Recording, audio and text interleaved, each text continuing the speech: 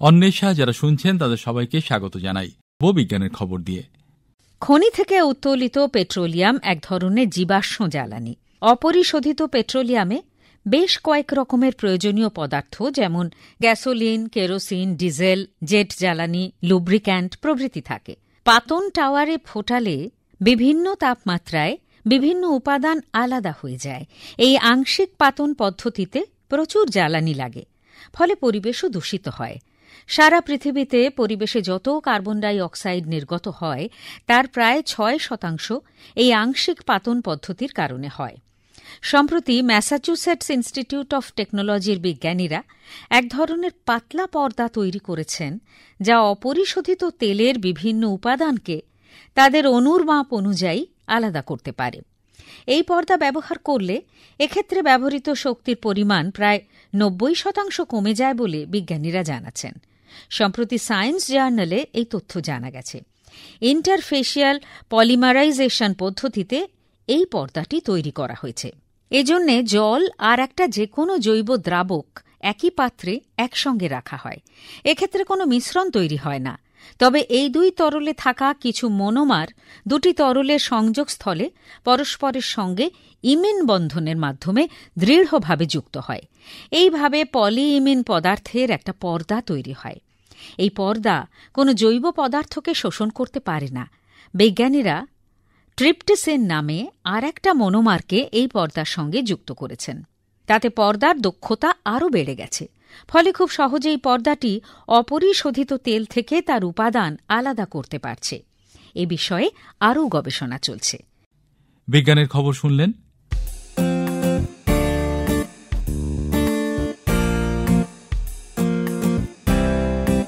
সম্প্রতি কলকাতায় অনুষ্ঠিত হল ইন্টারন্যাশনাল স্ট্যাটিস্টিক্যাল এডুকেশন সেন্টারের ৭৬তম সমাবর্তন অনুষ্ঠান। এই উপলক্ষে একটি প্রতিবেদন তৈরি করেছেন প্রদীপ্তা কুণ্ডু।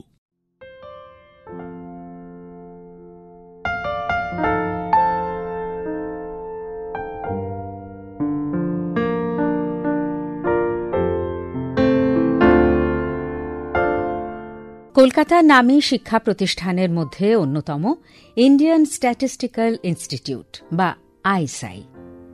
১৯৫০ সালে প্রশান্তচন্দ্র মহালানোবিশের উদ্যোগে রাশিবিজ্ঞান নিয়ে বিশ্বমানের পঠন পাঠনের উদ্দেশ্যে এর পথ চলা শুরু। ইন্টারন্যাশনাল স্ট্যাটিস্টিক্যাল ইনস্টিটিউটের সঙ্গে এই প্রতিষ্ঠানের যৌথ উদ্যোগে তৈরি হয়েছিল ইন্টারন্যাশনাল স্ট্যাটিস্টিক্যাল এডুকেশন সেন্টার, সংক্ষেপে আইএসইসি। সম্প্রতি অনুষ্ঠিত হল এই সেন্টারের ৭৬তম সমাবর্তন অনুষ্ঠান। এদিন নির্দিষ্ট কোর্সের শেষে সার্টিফিকেট লাভ করেন ১২টি দেশের ১৮ জন শিক্ষার্থী। অনুষ্ঠানের প্রধান অতিথি হিসেবে উপস্থিত ছিলেন ভারত সরকারের ministry of statistics and programme ইমপ্লিমেন্টেশনের সচিব সৌরভ গর্গ।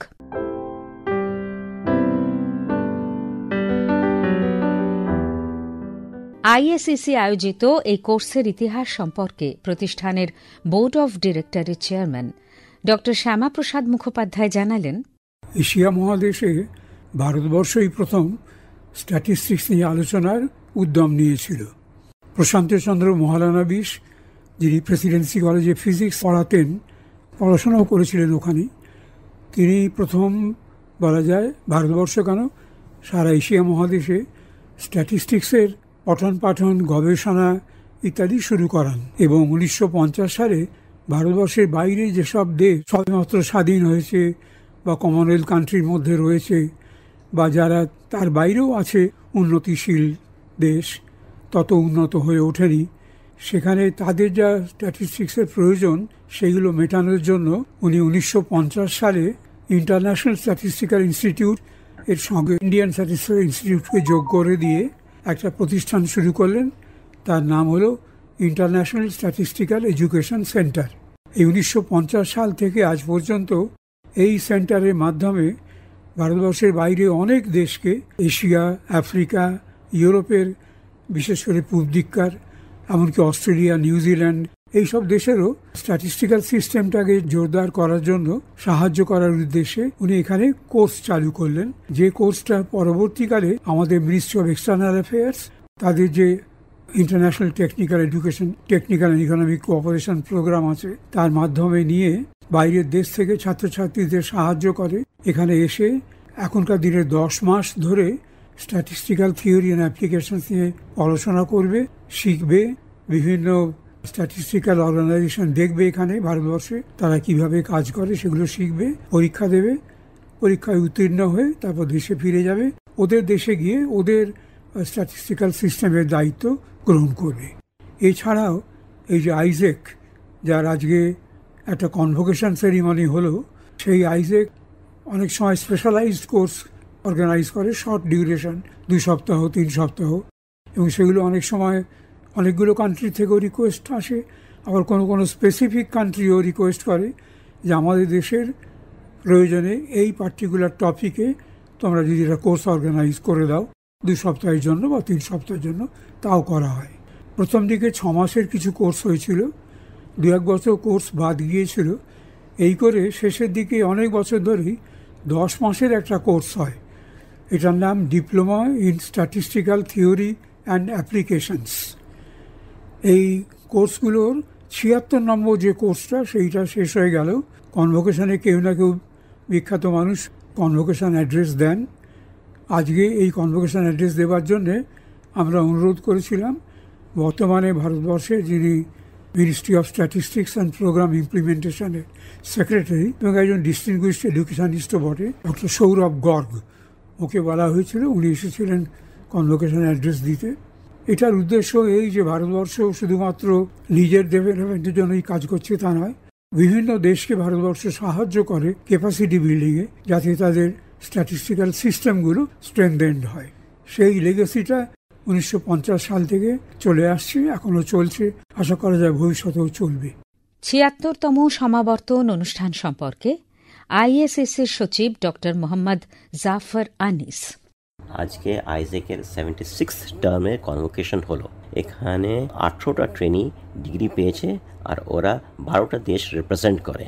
এই দেশ আফ্রিকা থেকে আছে, কিছু এশিয়া থেকে আছে, আমাদের neighbours, for example Myanmar, Mongolia, আর কিছু ফার ইস্ট থেকে আছে, ফিজি, ওয়েস্ট সাইডে ভেনেজুয়েলা থেকে এসছে, সাউথে জিম্বাবুয়ে থেকে এসছে। সো আমাদের রিপ্রেজেন্টেশনটা অলমোস্ট দ্য এন্টায়ার গ্লোব থেকে হয়েছে, in the sense of আইটেক partner countries. এটা তো 10 মাসের কোর্স ছিল, এটা একটা হলো। তারপরে আইজেক 4টা আর শর্ট টার্ম ডিউরেশন কোর্সেসগুলো করেছে, 2 অফ উইচ 2টা ছিল 2 সপ্তাহ, 2টা ছিল 3 সপ্তাহ। এই কোর্সেসগুলোতেও আইটেক পার্টিসিপেন্টসরা ছিল। এটা আমাদের অ্যাবাউট 15 পার্টিসিপেন্টস, 12 পার্টিসিপেন্টস, 13 পার্টিসিপেন্টস এরকম ছিল। এরাও এসছে, পড়েছে, প্রজেক্ট করেছে, প্রেজেন্ট করেছে আর গিয়েছে। আইজেকরা যখন এই রেগুলার কোর্স স্টুডেন্টরা 10 মাস এখানে থাকে, ওদের ইটস নট জাস্ট শুধু পড়াশোনা করতে হবে, কালচারাল অ্যাসপেক্টস অফ দ্য কান্ট্রিও দেখাতে হয়। সো একটা ভিজিট ওদের থাকে অফিসিয়াল স্ট্যাটিস্টিক্যাল সিস্টেম জানার জন্য। এনএসএসটি, ন্যাশনাল স্ট্যাটিস্টিক্যাল সিস্টেম ট্রেনিং একাডেমিতে যায় ওরা। ওখানে গভর্নমেন্ট অফ ইন্ডিয়া অফিসার্সরা পড়ান Indian statistical and international statistical systems.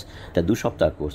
যেহেতু ওরা দিল্লিতে যায়, ওখান থেকে ওরা ইন জেনারেল এখন অবধি যেটা ট্রেন্ড হচ্ছে যে একদিন ওরা আগ্রা তাজমহল দেখতে যায়, আর একটা কালচার অফ দিল্লি করে। For example Qutub Minar. Coming to Calcutta, এখানেও যখন স্প্রিং টাইম মার্চ মাসে ওরা জেনারেলি একটা in the interior of Bengal যায়। 2-3 বছর আগে ওরা ক্রপ কাটিং এক্সপেরিমেন্টস দেখতে গিয়েছিল। এবছর এরা গিয়েছিল হুগলিতে ইমামবাড়া দেখতে। এসআইতে স্পোর্টসে পার্টিসিপেট করে, আর 15 জন প্রাইজ পেয়েছে, 4টা গোল্ড মেডেল পেয়েছে।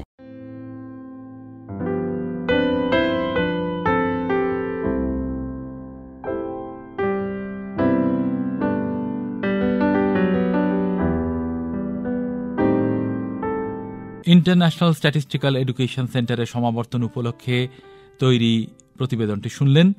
এটি তৈরি করেছেন প্রদীপ্তা কুণ্ডু। আপনারা শুনছেন অন্বেষা।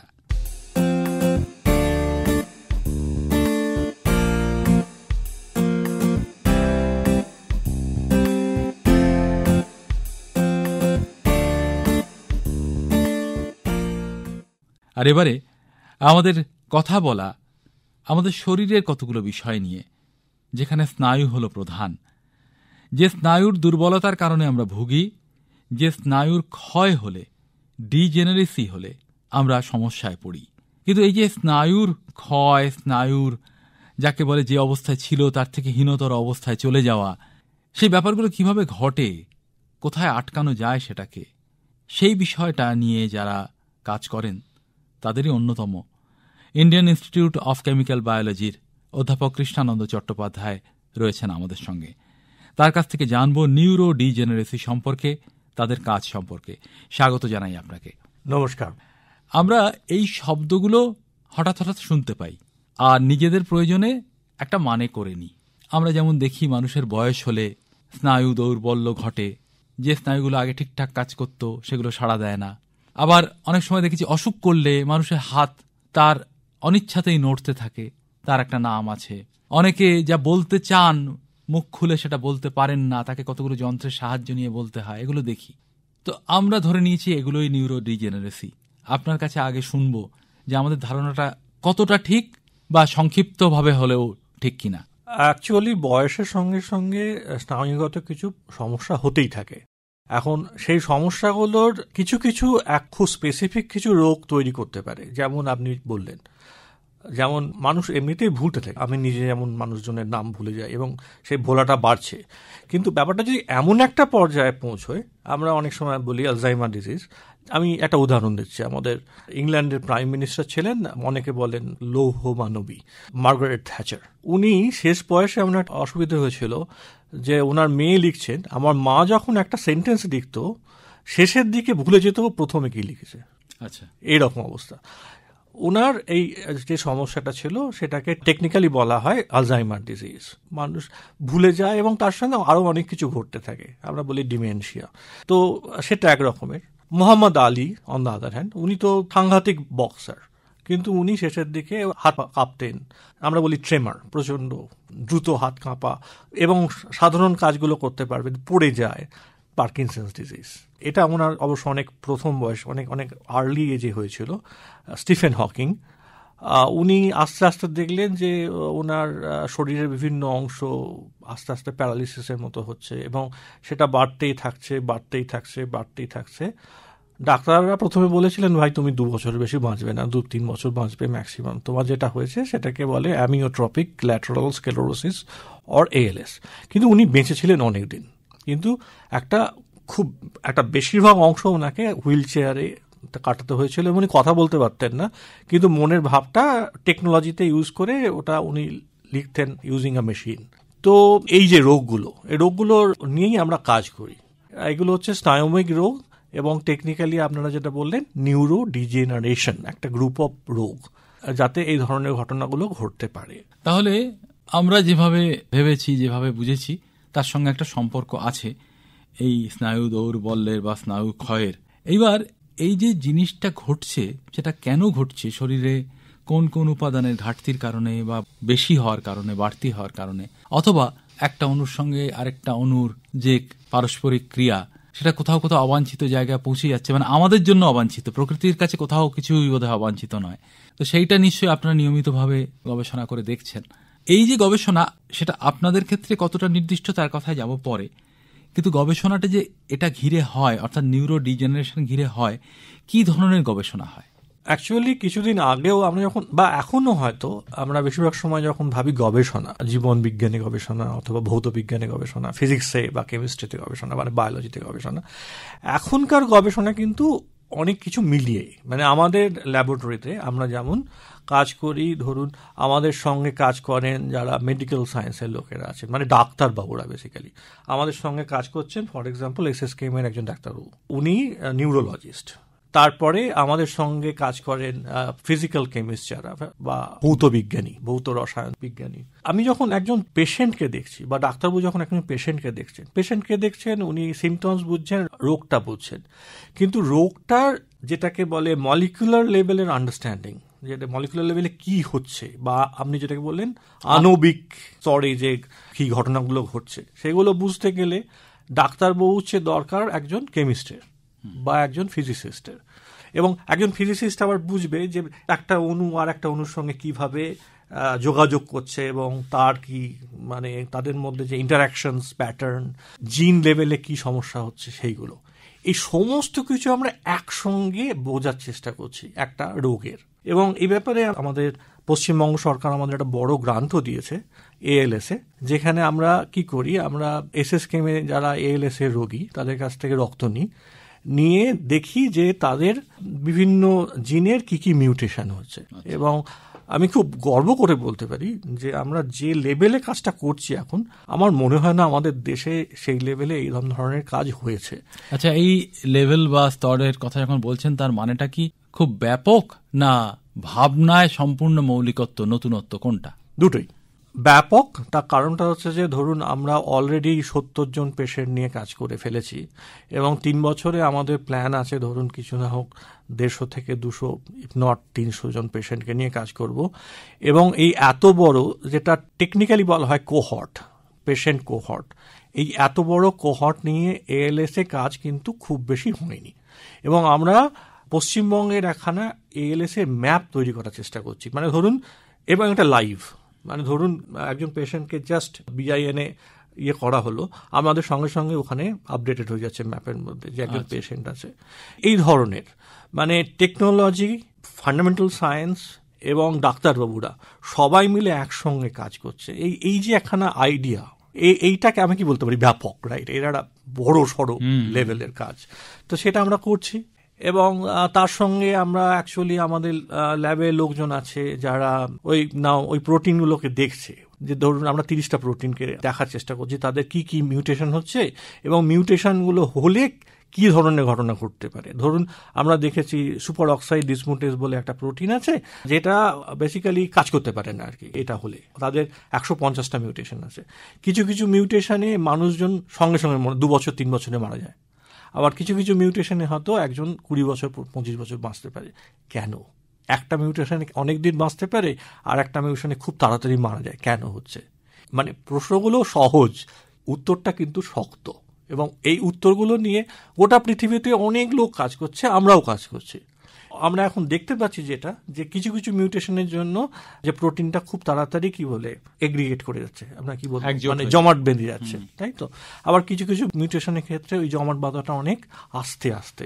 এটাই কি, না আর কোনো কারণ আছে?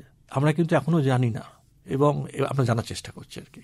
এই যে নিউরো ডিজেনারেশন নিয়ে কথা আলোচনা, যে সব পেশেন্টের উপর পরীক্ষা নিরীক্ষা চলছে, এটা খুব সাধারণ প্রশ্ন, এটা ঠিক বিজ্ঞানের প্রশ্ন নয়। তারা কি নিজেরা স্বেচ্ছায় এই গবেষণায় যোগ দিচ্ছেন, নাকি আলাদা করে তাদের জানানোর প্রয়োজন পড়ছে না? কেননা কতগুলো নিয়মও তো থাকে এক্ষেত্রে। আমি এই ব্যাপারে দেখেছি যে মানুষজনের কৌতূহল সাংঘাতিক। যখন ধরুন আমি একজনকে বলছি, এটা আমার এক্সপিরিয়েন্স, যে SSKM-এ তাকে কিন্তু বলা হয়েছে, দেখো বাবা এই রোগে কিন্তু কোনো ওষুধ নেই। এবং আমরা হয়তো ওইভাবে বলিনি যে দেখো তুমি মারাই যাবে, হয়তো কতদিন বাদে সেটা আমরা জানি না, কিন্তু কোনো ওষুধ নেই। তারপরে উনি এগিয়ে গিয়ে বলছেন, ডাক্তারবাবু রক্তটা নিন, বেশি লাগলে। এবং এখানে কিন্তু রোগীদের অবস্থা খুব খারাপ অবস্থা থাকে। আমরা চাই যাতে আমার ক্ষেত্রে না হোক, আর একজনকে এরকম জিনিস ফেস করতে না হয়। আমরা চাই যে আপনারা এটা কিছু করুন। তখন আমাদের বলতেই হয়, দেখুন আমরা যে করে উঠতে পারবো আমাদের লাইফ টাইমে তাও জানি না। ইটস অলরেডি একটা এক্সপেরিমেন্ট এবং একটা বিজ্ঞানের গবেষণা, তার ফলাফল যে এই 3 বছরে কতটুকু হবে তা আমরা জানি না। তা সত্ত্বেও কিন্তু তাদের উৎসাহের কোনো খামতি নেই। মানুষজন চায় যেভাবে হোক তারা কন্ট্রিবিউট করতে। সাধারণ মানুষ হয়তো তারা কোনোদিন বিজ্ঞান পড়েনি, কিন্তু তারা এগিয়ে এসেছে এবং করেছে। এবং এমন লোকও আছে যারা অ্যাকচুয়ালি খুব পড়াশুনো করেছেন এবং তারাও এগিয়ে এসছেন। তো এই এগিয়ে আসাটা অবভিয়াসলি ভীষণ রকম আমাকে নাড়া দিয়েছে অ্যাটলিস্ট। হ্যাঁ, আর একটা জিনিস আছে যেটা টেকনিক্যাল, যে আমাদের কনসেন্ট নিতে হয়, আমাদের বুঝিয়ে বলতে হয় আমরা কি করছি, সেগুলো আমরা করি, যেটা যা নিয়ম তা করি। তাদের কিন্তু কোনো খামতি আমি দেখিনি এবং জেলা থেকেও এটা দেখেছি। শ্রোতা বন্ধুরা, আমরা কথা বলছি ইন্ডিয়ান ইনস্টিটিউট অফ কেমিক্যাল বায়োলজির চিফ সায়েন্টিস্ট অধ্যাপক কৃষ্ণানন্দ চট্টোপাধ্যায়ের সঙ্গে। আর আজকে তার সঙ্গে আলাপচারিতার বিষয় হলো তারই যে গবেষণার ক্ষেত্র নিউরো ডিজেনারেশন, সেটা আমরা বোঝার চেষ্টা করছি কিভাবে তারা এগোন, কিভাবে বোঝার চেষ্টা করেন, কিভাবে অবদান রাখার চেষ্টা করেন এই ক্ষেত্রে। এই যে অবদানের প্রশ্নটা যখন এলো, তখন একটা জিনিস খুব মনে হয়, যে কোনো গবেষণার তো একটা প্রাক বিষয় আছে, প্রাক মানে তার আগে কিছু হয়ে এসেছে, প্রায়র আর্ট ইত্যাদি শব্দ বলে আর কি। তো তো কতটা হয়ে এসেছে, এরকমই হয়তো হয়েছে, কিন্তু বিদেশে হয়েছে। কিন্তু বিদেশের মানুষগুলো আবশ্যিকভাবে আমাদের মতো নয়, তাদের শারীরিক গঠন আলাদা, ফলে আমাদের একটা আলাদা করে গবেষণা করতে হবে। এই ব্যাপারটা শুনি, এক্ষেত্রেও কি তাই? মানে মানুষের দেহ গঠন, সেই হোমোসেপিয়েন্স যতই একই রকম হোক, বিভিন্ন জলবায়ুতে বাস করা মানুষজন বিভিন্ন রকম গঠন পেয়ে যায় নানা কারণে, এটুকু আমরা জানি। তো আপনারা যখন কাজ করেন, আপনারা খুব স্বাভাবিকভাবে ইউরোপের কাজ আপনারা পড়েছেন, আমেরিকার কাজ পড়েছেন, আফ্রিকায় যদি কোনো কাজ হয়ে থাকে নিশ্চয়ই পড়েছেন। যখন এইখানকার কাজ করছেন তখন কি দেখছেন যেটা বেশ অনেকটা আলাদা? মানে স্নায়ুর যে কাজ, তার মৌলিক দিকটা ঠিক থাকলেও ছোট্ট ছোট্ট মানে যাকে বলে বৈশিষ্ট্য, সেগুলো আলাদা, এরকম কি খুঁজে পাচ্ছেন? পাচ্ছি, ডেফিনেটলি পাচ্ছি। এবং আমি এটাকে এখনই 100% বলতে পারবো না শিওর করে, কারণ আমাদের এখন অ্যানালিসিসগুলো অনেকটাই বাকি আছে। আমরা এই প্রজেক্টের 1 বছরে আছি, 3 বছর আমাদের যেতে হবে। কিন্তু আমরা দেখেছি যেটা প্রিলিমিনারি অবজারভেশন, যেটা হচ্ছে ধরুন ALS এর যে ইউরোপে বা আমেরিকান ডেটাগুলো, তাতে যে ডিজিজটা যে বয়সে হওয়ার কথা আমাদের দেশে একটু আগে হচ্ছে। আমি নাম্বারটা দেব না কত আগে কি বৃত্তান্ত, তার কারণ লোকজন ভয় পেয়ে যেতে পারে, 1 নম্বর। আর 2 নম্বর যেটা, সেটা হচ্ছে যে আমাদের অ্যানালিসিসগুলো কমপ্লিট নয়, সো আমি লোকজনকে এক্ষুনি ভয় দেখাতে চাই না। কিন্তু যেটা দেখতে পাচ্ছি যে একটা চারিত্রিক বৈশিষ্ট্যের তফাৎ কিন্তু আছে, এবং সেটা অনেকগুলো কারণে হতে পারে। একটা হচ্ছে জিন, মানে আমরা আমাদের বাপ ঠাকুরদার কাছ থেকে কিভাবে পেয়েছি জেনেটিক মেটেরিয়ালগুলো, তার উপরে। আর সেগুলো আমরা অবভিয়াসলি 3 বছর পরে খানিকটা বোঝার চেষ্টা করব, দেখব। খানিকটা হচ্ছে এনভায়রনমেন্ট, আমরা যেখানে বাস করছি, আমাদের যেভাবেই হোক, সেটা পলিউশন হতে পারে, কি বৃত্তান্ত আমাদের আর্থসামাজিক একটা ব্যাপার তার মধ্যেও হতে পারে। এবং আমরা কিন্তু এই ডেটাগুলো রাখছি। আমরা যখন একজন পেশেন্টকে দেখি, আমি জিজ্ঞেস করি আপনি কি কাজ করেন, এবং 3 বছর বাদে আমরা বোঝার চেষ্টা করব যে আমরা কি এইগুলোর ওপরে বেস করে একটা কোরিলেশন এখানে আনতে পারবো, আন্তঃসম্পর্ক, সেটা আমরা বোঝার চেষ্টা করব। কিন্তু প্রাথমিক যেটা আমরা দেখেছি যে একটা কিন্তু ডিফারেন্স আছে, এবং সেটা আস্তে আস্তে আমাদের এস্টাবলিশ করতে হবে। এবং তার উপরে আই গেস ডাক্তারবাবুদের আমরা সেটা বলবো, তাহলে ওনাদের চিকিৎসার যে স্টাইলটা ওনারাও সেটা চেঞ্জ করতে পারবেন। যেটা আমরা এতদিন ধরে আমেরিকান ডেটা থেকে ইউজ করেছি, সেটা হয়তো আমাদের এখন ভারতবর্ষীয় ডেটা, মানে পশ্চিমবঙ্গীয় ডেটা হবে। আপনার যে প্রতিষ্ঠান Indian institute of chemical biology, এখানে জিন বা জিন গঠন নিয়ে আগেও অন্যান্যভাবে কাজ হয়েছে এবং খুব গুরুত্বপূর্ণ কাজ হয়েছে, যার সঙ্গে গোটা এশিয়ার যে জেনেটিক ম্যাপ তার যোগাযোগ স্থাপিত হয়েছে। এবং সেখানেও ওই যে কথাটা আপনি বলছিলেন টুকরো টুকরো করে, যে সমাজতত্ত্বটা ঢুকে পড়ে, যার মধ্যে আমাদের ধরা যাক বৈবাহিক রীতি কেমন, আমাদের এখানে এক জায়গা থেকে আরেক জায়গায় যাওয়ার ধারা কেমন, এইগুলো ঢুকে পড়ে আর কি। তো সেইখানে চলে আসছে আপনি যেভাবে বললেন সে সামাজিক প্রভাবটা কতটা। তো একটা লক্ষ্য তো অবশ্যই যে মানুষের উপকার করা, মানুষ যে বিভিন্ন স্নায়বিক দৌর্বল্যে ভোগে, স্নায়ুর ক্ষতের কারণে শারীরিক যন্ত্রণায় ভোগে, বা মানুষের জীবন ছোট হয়ে আসে, কার্যকরী জীবনও যদি বলি, সেটা তো একটা। আরেকটা যে বিজ্ঞানীর সবসময় যেটা আগ্রহ, সত্যকে বোঝা। এখন এই কাজটা করতে করতে এমনও তো হয়েছে আপনাদের কাছে নতুন নতুন ক্ষেত্র খুলে যাচ্ছে মনে হচ্ছে। মানে এইটা যখন আমরা সাক্ষাৎকার নিই, এটা জানতে খুব ইচ্ছে করে যে একটা লক্ষ্য নিয়ে আপনি শুরু করেছিলেন, যে এই নিউরো ডিজেনারেশন, স্নায়ু দৌর্বল্য, স্নায়ুর ক্ষয় আমরা বুঝবো, ঢুকে গিয়ে আরো নতুন নতুন জিনিস বেশি করে আপনাদের সামনে এসে পড়ছে। একটু যদি আমাদের বলেন যে। হ্যাঁ, ওইটাই তো অ্যাকচুয়ালি আইনস্টাইন বলেছিলেন একবার, যে আমি যদি জানতাম আমি কি পাবো, তাহলে এটা গবেষণাই নয়। আমরা যদিও আমাদের যখন প্রপোজাল লিখি বা গ্রান্ট লিখি, আমরা লিখি যে অবজেক্টিভ কি হবে, কিন্তু যখন আমরা গবেষণার মধ্যে ঢুকে যাই, আমরা দেখি যেটা বলেছিলাম অবজেক্টিভ এইটা, কিন্তু অ্যাকচুয়ালি একটা কিছু অন্য কিছু পাচ্ছি, এবং অন্য কিছু পেয়ে আমাদের একটা অন্য কিছু ইন্টারেস্ট হচ্ছে। তো একটা ব্যালেন্স আমাদের করতে হয়, কিন্তু অবভিয়াসলি আমরা একটা কিছু করতে করতে আমরা অনেক অন্য কিছু পাই, এবং সেভাবেই আই গেস গবেষণা, মৌলিক গবেষণা হোক, অ্যাপ্লিকেশন ওরিয়েন্টেড রিসার্চই হোক, সেটা এগোয়। মানে গবেষণার ভিত্তিটাই তাই, যে এগোনো, আস্তে আস্তে এগোনো, এগোতে এগোতে যাওয়া। এবং আমাদের গবেষণায় যেমন আমরা একটা অদ্ভুত জিনিস পেয়েছিলাম, যেটা আমি আপনার কাছে শেয়ার করতে পারি। মানে আমরা বলছিলাম না, সুপার অক্সাইড ডিসমুটেজ, SOD।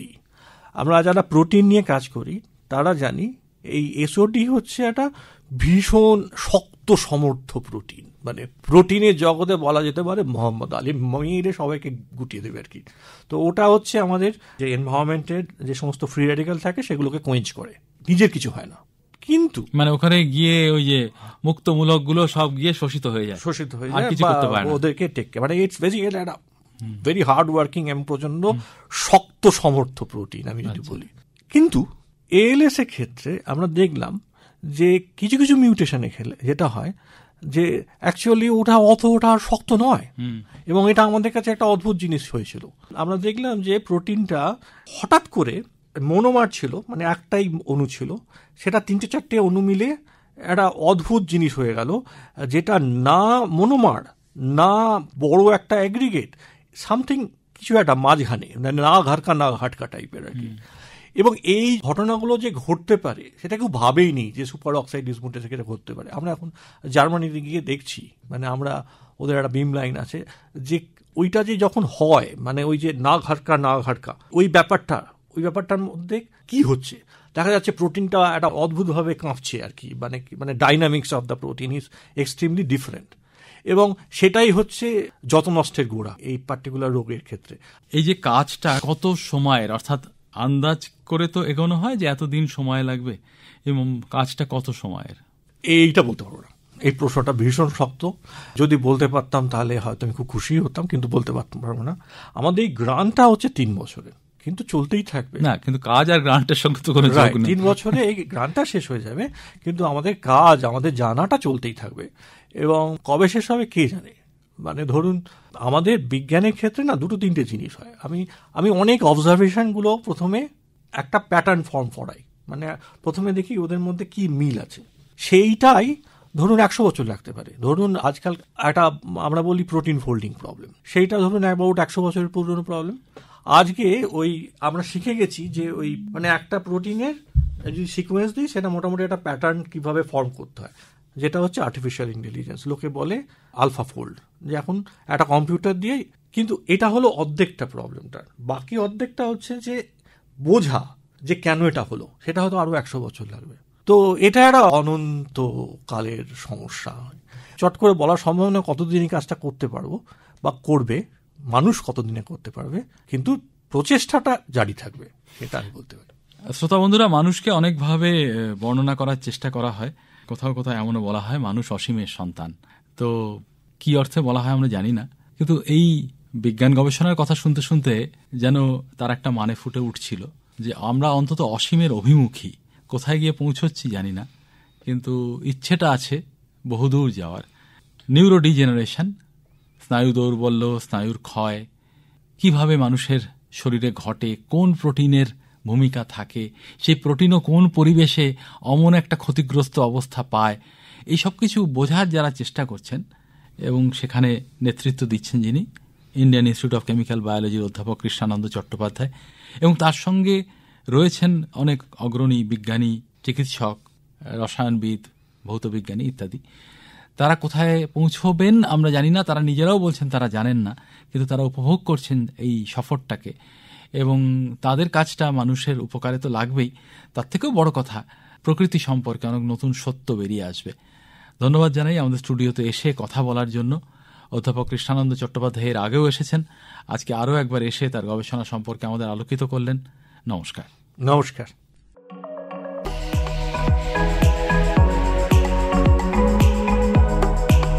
এর সঙ্গে শেষ হলো আজকের সাপ্তাহিক বিজ্ঞান পত্রিকা অন্বেষা। সম্পাদনা মনোজ কর, প্রযোজনা ডক্টর মানস প্রতিম দাস, পরিবেশনায় আকাশবাণী কলকাতা কেন্দ্রের বিজ্ঞান বিভাগ।